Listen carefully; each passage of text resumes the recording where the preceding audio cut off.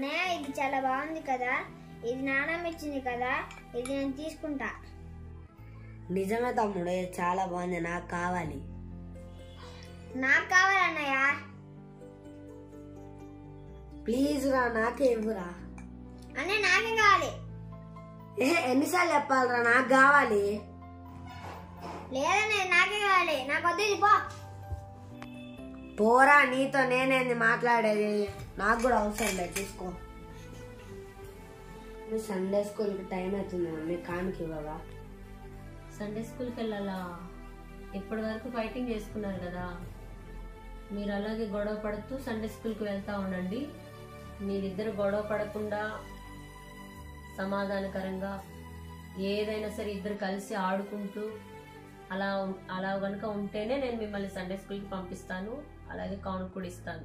మీరు సండే స్కూల్కి వెళ్ళి మంచి లక్షణాలు నేర్చుకోండి. ఇప్పుడు ఒకరికొకరు సారీ చెప్పుకొని అప్పుడు క్షమాపణ చెప్పుకొని అప్పుడు వెళ్ళండి.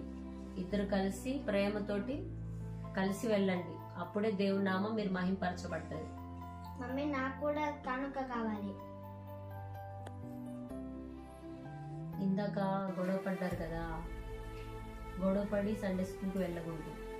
ఇద్దరు ఒకరికొకరు అన్నయ్యకి నువ్వు సారీ చెప్పు, మీ ఇద్దరు సంతోషంగా ప్రేమగా కలిసి వెళ్ళండి, అప్పుడే దేవుడి నామం మీ ద్వారా మహింపరచబడుతుంది. అప్పుడే మీరు కానుక వేసిన దేవుడికి మహిమ కలుగుతారు. ఓకేనా? సారీ తమ్ముడు, నెక్స్ట్ టైం మన ఇద్దరం గొడవ పడకుండా. ఓకే అన్నయ్య. ప్రైజ్ లార్డ్ పిల్లలు,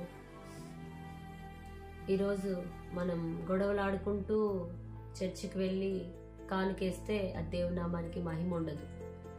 సమాధానకరంగా చర్చికి వెళ్ళి ఒక పాట పాడినా, లేదా అక్కడ చర్చిలో ఏదైనా ప్రోగ్రాంలో పార్టిసిపేట్ చేసినా, లేకపోతే కానుకేసినా, ఎందులో మనం చర్చి మీటింగ్స్లో పాల్గొన్నా సరే సమాధానంతో వెళ్తే దేవుడి నామానికి మహిమ కలుగుతారు. కనుక మనం అందరం సమాధానంతో చర్చికి వెళ్దాం, సమాధానంతోనే ఏదైనా కానుక వెళ్దాం. ఓకేనా ఫ్రెండ్స్?